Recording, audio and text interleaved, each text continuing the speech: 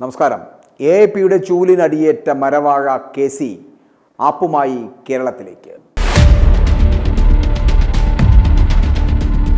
അവസാനം ആപ്പും കൈവിട്ടു കോൺഗ്രസിനെ. ആപ്പ് ഇന്ത്യ മുന്നണി വിട്ടിരിക്കുന്നു. കോൺഗ്രസ് പരിതാപകരമായ അവസ്ഥയിലേക്ക്. ഇന്ത്യ മുന്നണിയിൽ നിന്ന് പുറത്തുപോയി ആം ആദ്മി പാർട്ടി ഇനിയുള്ള തിരഞ്ഞെടുപ്പുകളിൽ ഒറ്റയ്ക്ക് മത്സരിക്കുമെന്നാണ് പ്രഖ്യാപനം. രാഷ്ട്രീയ കാര്യ സമിതിയിലാണ് ഇത്തരത്തിലുള്ള നിർണായക തീരുമാനമുണ്ടായിരിക്കുന്നത്. മുന്നണിയിൽ അംഗമായതുകൊണ്ട് പാർട്ടിക്ക് രാഷ്ട്രീയമായ ഒരു നേട്ടവും ഉണ്ടാകുന്നില്ല എന്ന വിലയിരുത്തലിലാണ് ഇപ്പോൾ ഈ മുന്നണിയിൽ നിന്നും അവർ പുറത്തു പോകുന്നത്. കോൺഗ്രസും ബി.ജെ.പിയും തമ്മിൽ സഖ്യത്തിലാണ് എന്ന ഗുരുതര ആരോപണമാണ് എ.പി ഉയർത്തുന്നത്. സഖ്യം വിട്ടതിന് പിന്നാലെ എ.പി നേതാക്കൾ രാഹുൽ ഗാന്ധിക്കെതിരെ രൂക്ഷമായ വിമർശനങ്ങളാണ് ഉന്നയിക്കുന്നത്. മോദിക്ക് രാഷ്ട്രീയമായി ഗുണം ചെയ്യുന്ന പ്രസ്താവനകളാണ് രാഹുൽ ഗാന്ധി നടത്തുന്നത് എന്നും അതിനു പകരമായി ഗാന്ധി കുടുംബത്തെ ജയിലിലേക്ക് പോകുന്നതിൽ നിന്ന് മോദി രക്ഷിക്കുന്നതായി എ.പി നേതാവ് ആരോപിക്കുകയും ചെയ്തിട്ടുണ്ട്. 2024 ലോക്സഭാ തെരഞ്ഞെടുപ്പിന് വേണ്ടി മാത്രമാണ് ഇന്ത്യ മുന്നണി രൂപീകരിച്ചത് എന്നാണ് സഖ്യം വിട്ടതിന് എ.പി നൽകുന്ന വിശദീകരണം. സംസ്ഥാന തെരഞ്ഞെടുപ്പുകളിൽ ഇനി എ.പി ഒറ്റയ്ക്ക് മത്സരിക്കുമെന്നും വ്യക്തമാക്കുന്നുണ്ട്. ലോക്സഭാ തെരഞ്ഞെടുപ്പിൽ ഡൽഹിയിലും ഗുജറാത്തിലും ഹരിയാനയിലും എ.പി ഇന്ത്യ മുന്നണിക്കൊപ്പമായിരുന്നു മത്സരിച്ചത്. എന്നാൽ പഞ്ചാബ്, ഹരിയാന, ഡൽഹി നിയമസഭാ തെരഞ്ഞെടുപ്പിൽ പരസ്പരം ഇവർ മത്സരിക്കുകയും ചെയ്തിരുന്നു. ഡൽഹി നിയമസഭാ തെരഞ്ഞെടുപ്പിലെ കനത്ത തോൽവിയോടെ എ.പി രാഷ്ട്രീയമായി തന്നെ തകർന്ന അവസ്ഥയിലുമാണ്. അവിടെ നിന്നും പാർട്ടിയെ കരകയറ്റുവാനുള്ള ശ്രമത്തിൻ്റെ ഭാഗമായിട്ടാണ് അരവിന്ദ് കെജ്രിവാളും സംഘവും അതിന് ഒറ്റയ്ക്ക് നിൽക്കുന്നതാണ് നല്ലത് എന്ന നിലപാടിൽ എത്തിച്ചേർന്നത്. ലോക്സഭാ തെരഞ്ഞെടുപ്പ് ഫലം കോൺഗ്രസിനും ആം ആദ്മിക്കുമൊക്കെ കനത്ത തിരിച്ചടി നൽകിയിരുന്ന ഒരു സാഹചര്യമായിരുന്നു. എന്നാൽ വരുന്ന ബീഹാർ അടക്കമുള്ള നിയമസഭാ തെരഞ്ഞെടുപ്പുകളിൽ ഒറ്റയ്ക്ക് മത്സരിക്കുവാനാണ് ആം ആദ്മിയുടെ ഇപ്പോഴത്തെ തീരുമാനമെന്ന് പറയപ്പെടുന്നത്.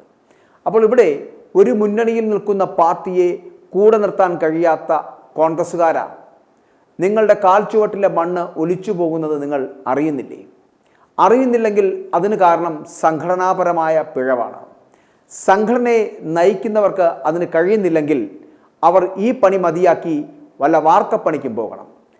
ഇപ്പോൾ സംഘടനാ ചുമതലയുള്ള ജനറൽ സെക്രട്ടറി ആണല്ലോ കെ.സി. വേണുഗോപാൽ.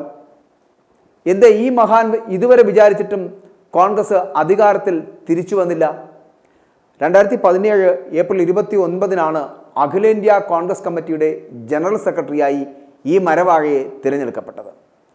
നിരവധി തിരഞ്ഞെടുപ്പുകളിൽ കോൺഗ്രസ് വാർ റൂമുകളുടെ ചുമതലയും ഇദ്ദേഹത്തെ ഏൽപ്പിച്ചിട്ടുമുണ്ട്. തോറ്റ് തുന്നം പാടിയിട്ടുമുണ്ട് കോൺഗ്രസ് പാർട്ടി. 2020 ജൂൺ മാസം 19 അദ്ദേഹം രാജസ്ഥാനിൽ നിന്ന് പാർലമെന്റ് രാജ്യസഭാംഗമായി തിരഞ്ഞെടുക്കപ്പെട്ടു. അതിനുശേഷം 2024 ലോക്സഭാ തിരഞ്ഞെടുപ്പിൽ ആലപ്പുഴയിൽ നിന്ന് വീണ്ടും മത്സരിച്ച് വിജയിച്ചു. 2017 ഏപ്രിൽ മാസം 29 എ.ഐ.സി.സിയുടെ ജനറൽ സെക്രട്ടറിയായും കർണാടകയുടെ ചുമതലയും കൂടി ഏൽപ്പിച്ചു ഇദ്ദേഹത്തിന്. പിന്നീട് സംഘടനയുടെ ജനറൽ സെക്രട്ടറിയുടെ അധിക ചുമതല കൂടി കെ.സി. വേണുഗോപാലിനെ ഏൽപ്പിച്ചു. UPA സർക്കാരിൽ സിവിൽ ഏവിയേഷൻ ആൻഡ് വൈദ്യുതി മന്ത്രാലയത്തിൻ്റെ സഹമന്ത്രി കൂടിയായിരുന്നു ഇദ്ദേഹം. മൻമോഹൻ സിംഗ് മന്ത്രിസഭയിൽ കെ.സി. വേണുഗോപാൽ വൈദ്യുതി മന്ത്രിയായിരുന്നു. കേരള വിദ്യാർത്ഥി യൂണിയൻ്റെ, അതായത് KSUവിൻ്റെ ഒക്കെ സംസ്ഥാന പ്രസിഡന്റും ഇന്ത്യൻ യൂത്ത് കോൺഗ്രസിൻ്റെ സംസ്ഥാന പ്രസിഡന്റും ഒക്കെ ആയിരുന്നു കെ.സി. വേണുഗോപാൽ. 1996, 2001, 2006 വർഷങ്ങളിൽ ആലപ്പുഴ നിയോജക മണ്ഡലത്തിൽ നിന്ന് കേരള നിയമസഭയിലേക്ക് തിരഞ്ഞെടുക്കപ്പെടുകയും ചെയ്തിട്ടുണ്ട്. 2004 മുതൽ 2006 വരെയുള്ള കാലഘട്ടത്തിൽ ഉമ്മൻചാണ്ടി മന്ത്രിസഭയിൽ ദേവസ്വം ടൂറിസം മന്ത്രിയായി സേവനവും അനുഷ്ഠിച്ചിട്ടുണ്ട്. 2009 ആലപ്പുഴ നിയോജക മണ്ഡലത്തിൽ നിന്ന് ലോക്സഭയിലേക്കുള്ള പൊതു തെരഞ്ഞെടുപ്പിൽ മത്സരിച്ച് തിരഞ്ഞെടുക്കപ്പെടുകയും ചെയ്തു. അപ്പോൾ നിങ്ങൾ ആലോചിക്കും, ഞാൻ ഇത് ഇപ്പോൾ ഇങ്ങനെ ഇദ്ദേഹത്തെക്കുറിച്ചൊരു നീണ്ട ഒരു ലിസ്റ്റ് പറഞ്ഞത് എന്തിനാണ് എന്ന്. അയാൾ നേടിയെടുത്ത നേട്ടങ്ങൾ എന്തൊക്കെയായിരുന്നു എന്നറിയാൻ വേണ്ടി മാത്രമാണ് ഞാൻ ഇത്തരത്തിലൊരു ലിസ്റ്റ് ഇപ്പോൾ പറഞ്ഞത്. അർഹതയുള്ള ഒട്ടനവധി പേർ കോൺഗ്രസ് എന്ന് പറയപ്പെടുന്ന പ്രസ്ഥാനത്തിൽ നിലനിൽക്കെ എങ്ങനെയാണ് അത്രയ്ക്കും പ്രഗത്ഭനല്ലാത്ത, പ്രശസ്തനല്ലാത്ത ഒരാൾക്ക് രാജ്യം ഭരിച്ചിരുന്ന പാർട്ടിയുടെ ഏറ്റവും ശ്രേഷ്ഠമായ പദവി നേടിയെടുക്കാൻ കഴിഞ്ഞത് എന്നുള്ളതാണ്. അതിന് എന്തും കടത്തിക്കൊടുത്തും രാഹുൽ ഗാന്ധി എന്ന ഒരു പടുമരത്തിനെ പ്രീതിപ്പെടുത്താൻ അറിയാവുന്ന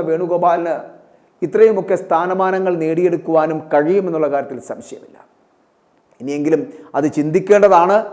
അറ്റ്ലീസ്റ്റ് കോൺഗ്രസ്സുകാരെങ്കിലും അതിനെക്കുറിച്ച് ആലോചിക്കുക. അപ്പോൾ AICC പോലെ ഒരു ദേശീയ പ്രസ്ഥാനത്തിൻ്റെ ഭാഗമായ വേണുഗോപാലിന് പക്ഷേ ഇന്ത്യ മുന്നണിയെ രക്ഷപ്പെടുത്തുവാനുള്ള മാന്ത്രികതയൊന്നും കയ്യിലില്ല. എന്നാൽ അയാൾക്ക് ഒരേ ഒരു വിചാരമേ ഉള്ളൂ, ലക്ഷ്യമേ ഉള്ളൂ. അധികാരത്തിൻ്റെ ഇടനാഴികളിൽ അങ്ങനെ സുഖിമാനായി രാജാവിനെ പോലെ വാഴണം. അതിനുവേണ്ടി എന്ത് വിടുപണിയും ചെയ്യും ഈ അർഹതയില്ലാത്ത നേതാവ്. ഇന്ത്യ മഹാരാജ്യം തൻ്റെ ജീവിതാവസാനം വരെ കോൺഗ്രസ് ഭരിക്കില്ലെന്ന് അറിയാവുന്നത് കൊണ്ടാണോ എന്നറിയില്ല ഈ മരവാഴ ഇപ്പോൾ കേരളത്തിൽ കണ്ണു നട്ടിരിക്കുന്നത്.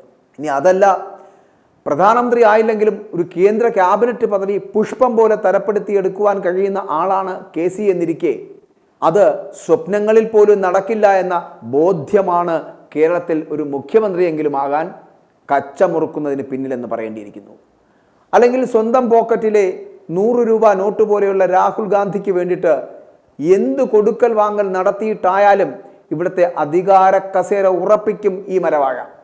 അതുകൊണ്ടാണിപ്പോൾ കേരളത്തിൽ അലഞ്ഞു നടക്കുന്നത് ഈ മാന്യദേഹം.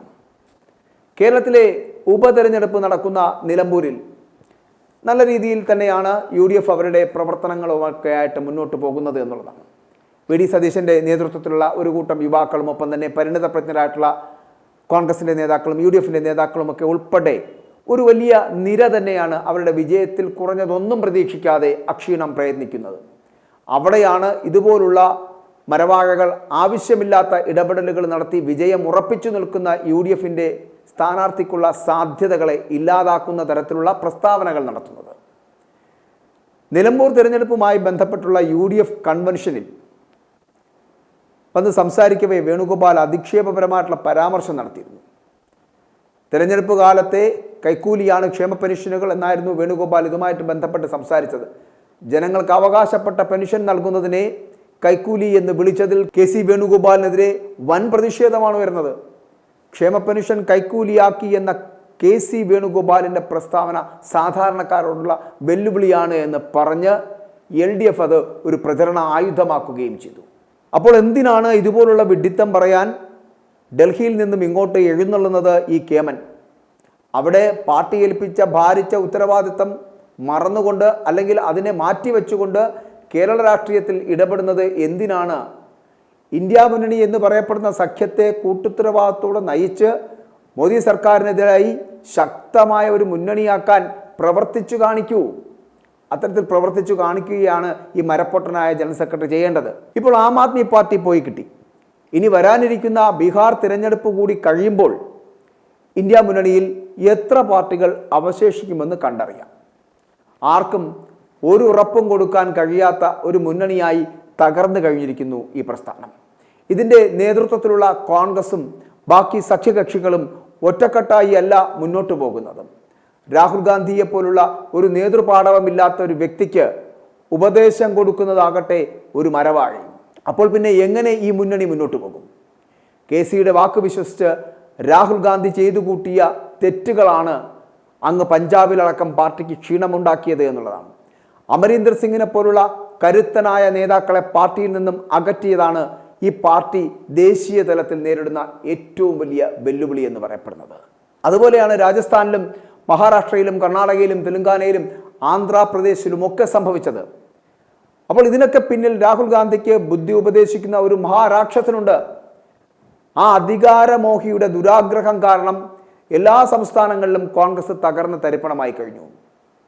സംഘടനയെ ശക്തിപ്പെടുത്തുവാൻ പാർട്ടി ഏൽപ്പിച്ച ആൾ തന്നെ ആ പ്രസ്ഥാനത്തെ കൊന്നുതള്ളുകയായിരുന്നു എന്ന് വേണം പറയാൻ. എന്നിട്ടാണിപ്പോൾ ആ മഹാമാന്ത്രികൻ ഇവിടെ നമ്മുടെ കേരളത്തിൽ എത്തിയിരിക്കുന്നത്.